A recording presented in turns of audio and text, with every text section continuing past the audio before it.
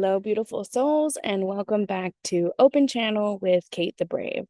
I am Kate the Brave. I'm a psychic medium, intuitive mentor, open channel, and energy practitioner based here in Texas, serving all of you across the world. This is a space where we talk about intuition, spirit communication, healing, energy work, and what it actually looks like to build a spiritually connected life while staying grounded in your human experience. Today, I want to talk about signs and symbols. I think it's important to know how to set these up, what they're meant for, how to use them. But before we get there, I want to talk about something that comes up all of the time in my readings, classes, conversations, everywhere. And this is, how do I know if I am connecting with a spirit guide or a loved one? Because those are two very different relationships, and understanding the differences can actually make receiving signs and messages a lot easier. When I connect with loved ones, the energy often feels familiar. It feels personal, like someone that you know. Your loved ones come in with memories attached to them, phrases, sayings, identifiers as to who they are, what their story is, how they relate to you. They very much have a personality attached to them. And they could come through with emotions, deep emotions. Guides feel different. For me, guides are more expansive. Ancestors tend to show up next to me, in front of me. They're somewhere where I can touch them. Spirit guides don't always come in that way. Sometimes they do, depending on what is happening or what they need to convey. It very much can be like, oh, you're standing next to me today. But a lot of times it comes in more up here. So a higher vibrational, that thought in the back of your head. Guides often feel more instructional. They don't necessarily have a bias based on their opinions, their life experiences. They will not project onto you because they have this elevated, expansive knowing of what is to come, what is time, what is life. They have big picture answers and they help you make choices based on what is in alignment with your energy, your structure, your life path. Sometimes they are more focused on where you are going rather than where you have been. Sometimes they're offering perspective instead of comfort. I mean, they're going to give you what you need and not just what you want. And sometimes they can come in and feel a little bit less personal at first because with your guides, you really have to build that relationship. This isn't your granny that you built a relationship with while she was living, and now she's coming in and continuing this relationship. These are energy sources coming in. I don't know why, but I just have a feeling that at least one person listening to this episode is going to connect with an angel during the exercise that we have later on.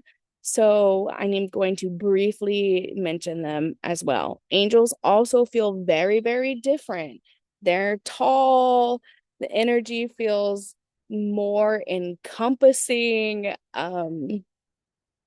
Angels have their own distinction, okay? Sometimes there's this sense of angelic peace. It's so hard to put into words. Like stepping into the sunlight. Whatever you experience, whoever you connect with, there's no right or wrong way. The point is not to force a connection. The point is to notice the connection. One of the easiest ways to begin recognizing who you're communicating with is through signs and symbols. So this brings me to today's topic. I think that we have created a culture where everyone is, not everyone, a lot of us are waiting for signs, okay? We ask for a sign, we look for a sign, we wonder, is this a sign? Then we ask for another sign to confirm the first sign. And it just goes on and on and on and on. And before long, we're not even trusting ourselves anymore. We're just collecting evidence. We have all been there. I've been there. Sometimes I still have to talk myself through being there.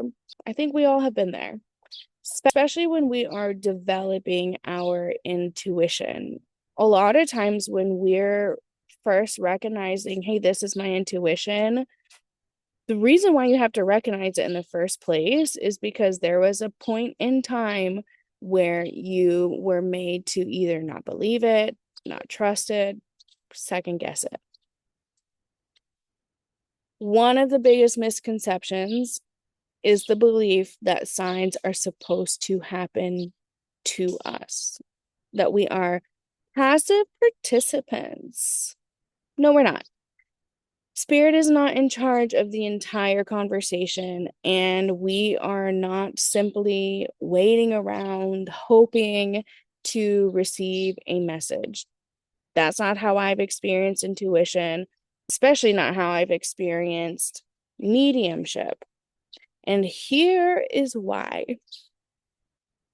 If we are constantly waiting to receive, waiting for things to fall in our lap, and not upholding our authority and our power, then inevitably, in important things, we also give away our power because we think that we are powerless in the conversation and in the relationships that we build around us with people, spirit, and ourselves. Spirit communication is a relationship. Everything is a relationship. Relationships require participation. So you're allowed to ask questions. You're allowed to say exactly what you need. You're allowed to ask for clarification and let whoever it is you're connecting with know that you maybe don't understand what they're saying, that it's not translating to you. You are allowed to create your own destiny. And in order to create your destiny, you have to realize that the fundamental small steps in between, you also have the power to create. So you can create your own symbolic language, the inner workings. You're allowed to direct the conversation. Take a minute and think about any relationship in your life. The people who are closest to you, they know your language. They understand you. They know what matters to you, what gets your attention. They know the stories behind your words, your places, songs, memories, thoughts, emotions. Spirit communication develops the same way.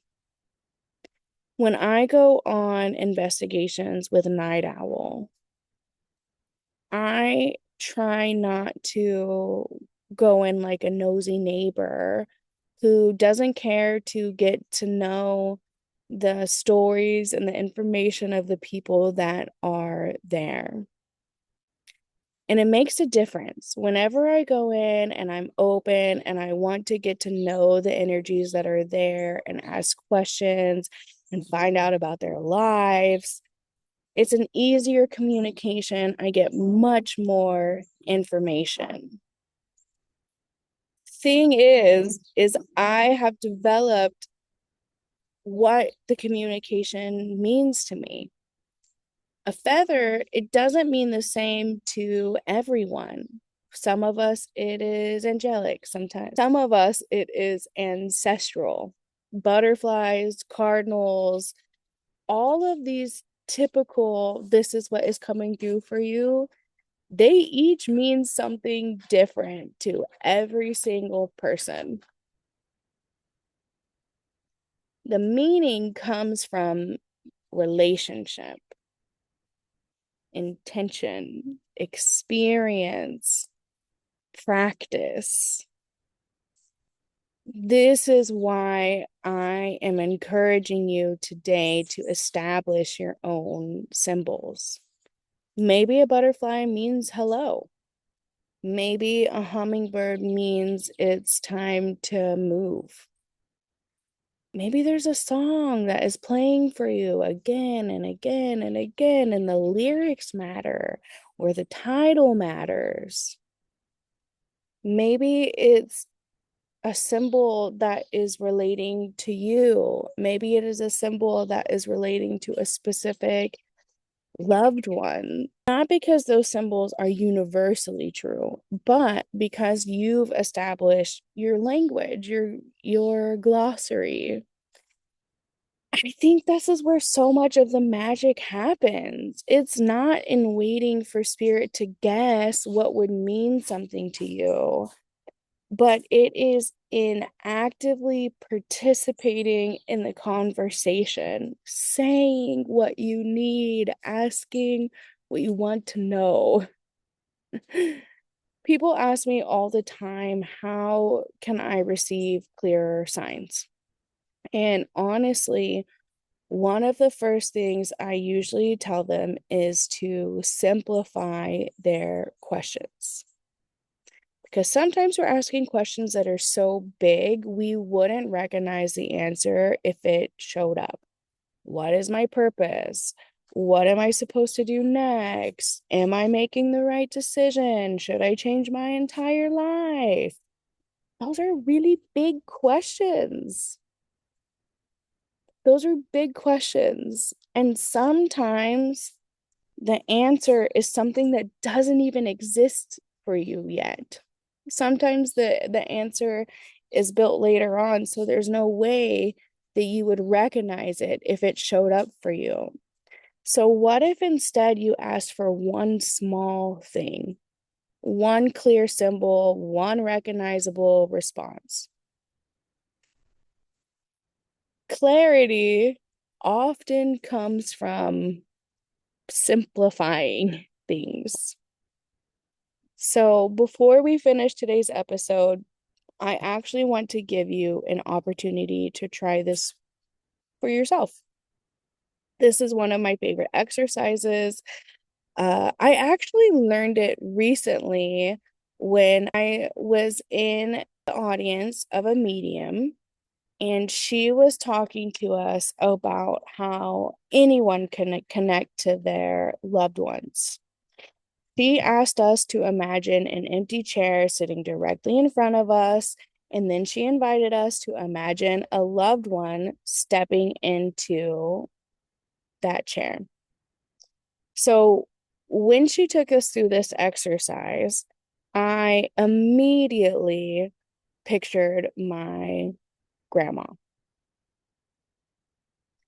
And when she sat down, I said, "Hey, Grandma, how's it going?" And then the medium told us to ask our loved ones to send a very specific sign whenever they were around, whenever they were thinking about us. So I have my grandma sitting in front of me and I say, "Okay, Grandma, when you're thinking of me, can you please send me a hummingbird?" And then in the back of my head, I said, "Well, if you can't do a hummingbird, because I know they're not here often, it's too difficult, can you please show me a yellow butterfly?" I laugh about it now because apparently I had already decided which sign felt believable and which one felt impossible. Not even as soon as I finished my sentence, my husband nudged me, he pointed up, and he said, "Look." And to my surprise, a hummingbird flew in, landed on the tree directly above us. She stayed there for the entire rest of the medium. I think it was Tracy St. Croix, who is phenomenal, by the way. The medium's exercise. When the hummingbird landed, I shifted. Well, I admired it, of course, for a minute. I'm definitely the kind of person that will stop mid-sentence and be like, "Oh my God, look at this. Insert bird, insert animal here." So after I was done admiring the hummingbird, I looked to the side and the biggest yellow butterfly I have ever seen went right in front of my face. So what's interesting about this and why I say I laugh is I did not notice that hummingbird first. My husband did. He's the one who let me know. But later, when I received the butterfly, I did notice that myself. I think about it often for several reasons. One, if I know, if I know that this is possible, that this is real, and I don't question it, then I expect to see the answers and the symbols that I am looking for. And if I had expected to see that hummingbird, if I didn't second guess it, if I didn't doubt it, I really think that maybe I would have noticed it. Okay. But also the other thing here is sometimes your signs and symbols come through other people. They come through community. So it is important not to shut ourselves off from the people who love and care about us. Our spirit team, our spirit guides, your loved ones, they love to speak to you through people who actually care about you and love you. So, yeah, I honestly believe self-doubt has killed way more intuitive messages than anything else. I think thinking that you have to be at the whim of the world and you don't have control over things, I think it confuses our symbols. I think it creates self-doubt. And I think that when we feel like we have to carry it all, that creates the burnout. And then we stop connecting in the way that we need to. So I want to invite you to sharing this experience with me where you can bring in your loved one or your spirit guide, sit them in front of you and ask for a very, very specific symbol. A triangular rock, a purple unicorn. Believe that what you're asking for will show up for you and then let it. You don't have to search for it. You don't have to force it. You have to relax and open yourself up to receiving it. The goal is not getting this right, because really, there is no wrong way to do this. It will show up for you exactly how you need to. So we're not looking for certainty. We are looking for noticing, curiosity, exploration. You're looking to allow yourself to participate into the conversation. So if you're driving, save this for later. If you are somewhere comfortable, we're going to get ready for this exercise. Can do it by taking a deep breath. Allow your feet to rest on the floor. Take another slow breath in and long breath out. Allow yourself to settle into this moment, noticing the chair beneath you, noticing your breath, your body.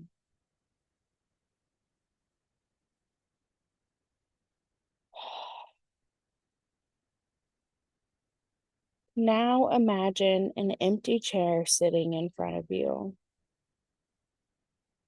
There's no pressure here. There's no expectation. Simply imagine the chair. And when you're ready, I want you to invite someone to step forward, your loved one.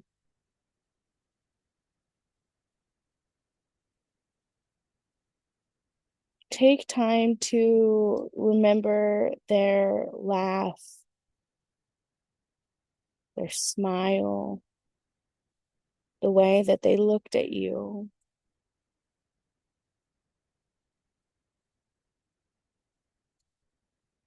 Let yourself sit with their energy.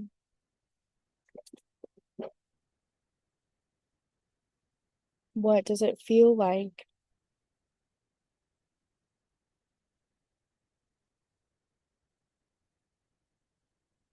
Simply notice.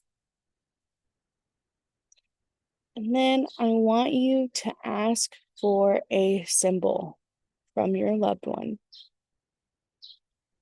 You can say your loved one's name.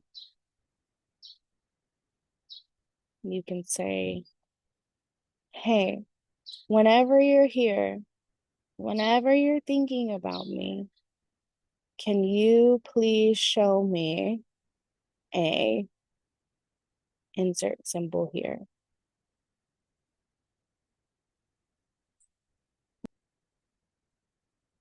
Thank them. Allow them to move forward.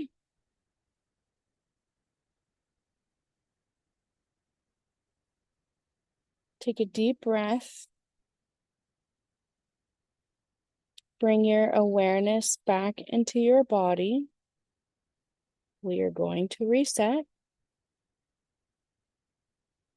Slow breath in. Long breath out. Feet on the floor.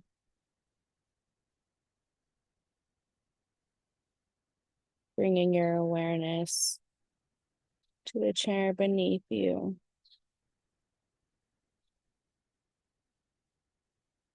And when you're ready, imagine an empty chair in front of you.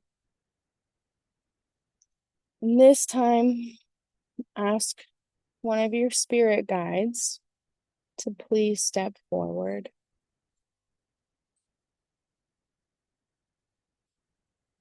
You might not feel anything, and that is okay. Your job right now is just to notice, observe.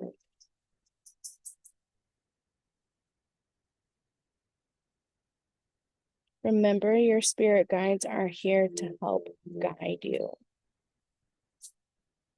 and to help you move forward, stay present, or heal. Now ask them to show you a specific sign or symbol. Whatever comes to mind for you, even if it doesn't make sense, simply ask. Don't force it. Don't overthink it. Thank your guide for being there. Thank them for being present. Okay. If you feel like you need to sit here for a minute longer, you may.